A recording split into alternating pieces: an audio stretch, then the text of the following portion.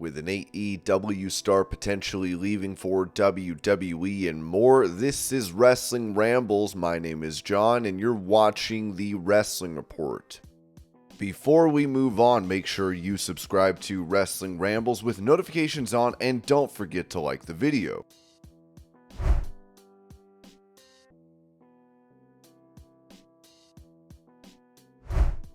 Explaining why Chyna should be inducted into the WWE Hall of Fame as an individual, as she has already been inducted as a part of D-Generation X, Conan said on his Keeping It 100 podcast. You got to remember, her character was over, and that's just as good as if her wrestling was good, because she was the first woman to dominate men. She's like an enforcer. I think she was the first woman in the Royal Rumble. She started DX, which was a revolutionary group, right? I remember they used to call her the ninth wonder of the world. Remember, Andre was the 8th. If you remember, she's the original mommy, what Rhea Ripley is doing now. Remember the whole thing with Eddie? I remember that Eddie didn't want to do that gimmick with her because he felt he was playing second fiddle. I was like, bro, just show them you can do this and they'll use her for everything else. Yeah, so she definitely does deserve to be in the Hall of Fame by herself.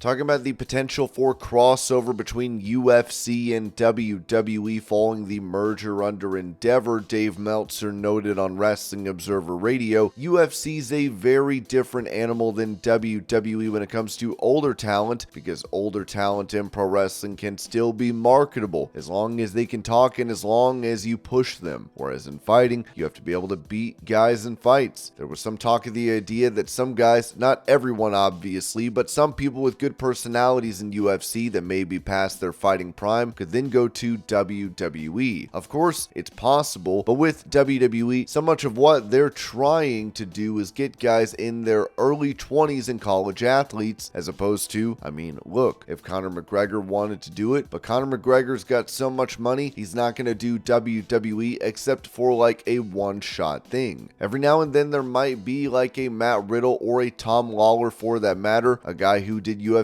for a while and then got into pro wrestling, who always wanted to be in pro wrestling at other points. So those guys, that could happen, but I don't think that's going to be a regular thing, because there's people going like, oh, it's going to be like Inoki, and it's not going to be.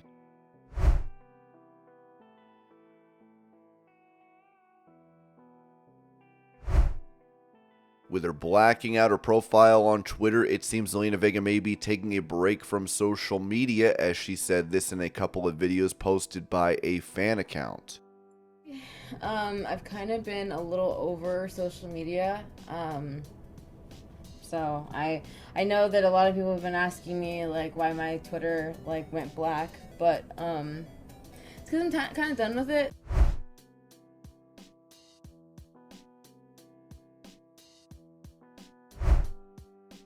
As Jey Uso has made his way to Raw as a singles competitor, BWE said this about WWE's reaction to it. Office are extremely happy with Jey's fan reactions. They always believed in him, but all of this is happening part of a big crazy story. How you look into it is 100% on you. Enjoy and let it play out. Big names involved in writing this.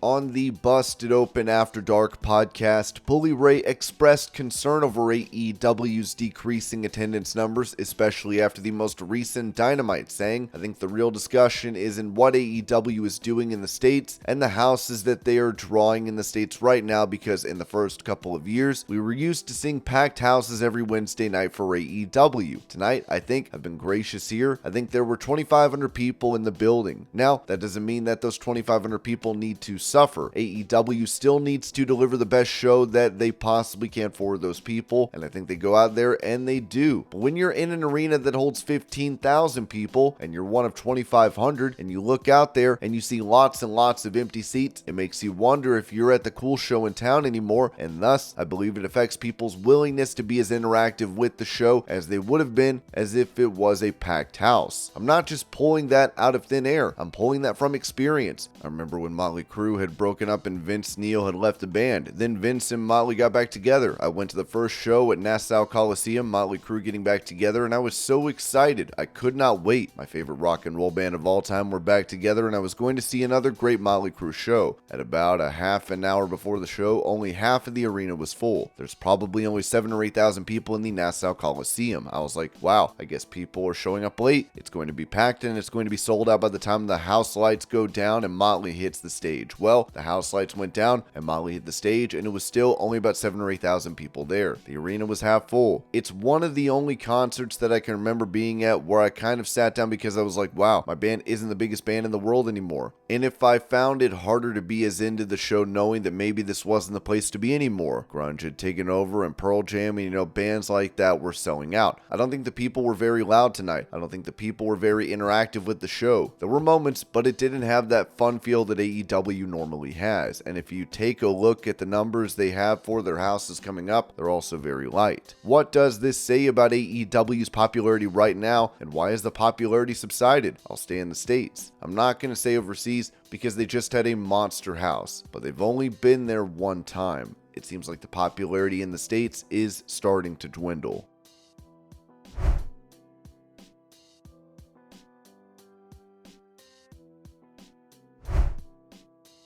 Recently, it's been reported that Drew McIntyre has yet to sign a new deal with WWE. As BWE was asked if this was going to take place, the WWE insider simply replied, writing soon, as it looks like the Scottish Warrior will be sticking around.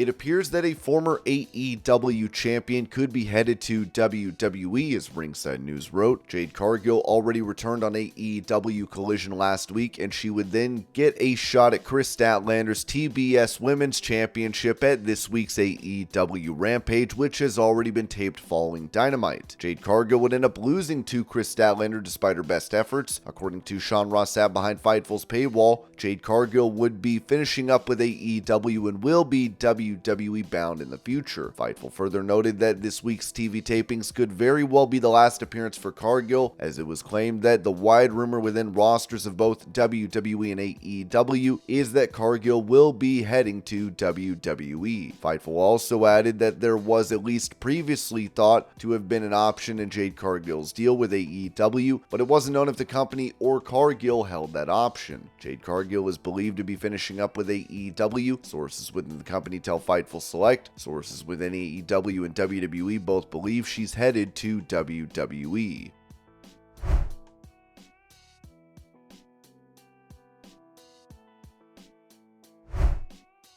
For a reason as to why Jade Cargill is leaving AEW, Sean Ross Sapp of Fightful reported that there had been discussions about the nature of Jade Cargill's deal over the summer when she was taking planned time off from the company after AEW Double or Nothing. Those that we've spoken to within WWE are of the belief that her deal may be structured in a way that could see her sign imminently. There was discussion of Cargill holding option years in AEW, but we've not had that confirmed. We haven't heard why specifically that Jade Cargill is looking to make the move, but one source indicated that it isn't financially motivated.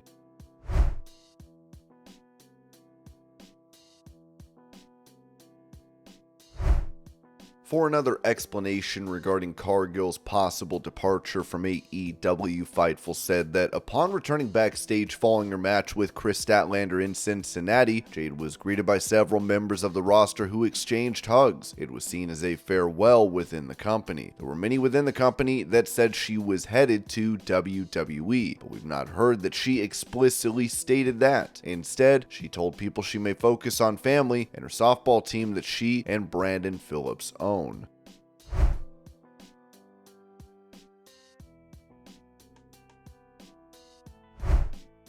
Staying on this topic, it looks like those in WWE are aware of the situation with AEW star Jade Cargill. As Sean Ross Sapp of Fightful said, some top WWE superstars had heard that Cargill was heading to the company as early as last week, and it was a topic of discussion backstage at WWE Raw.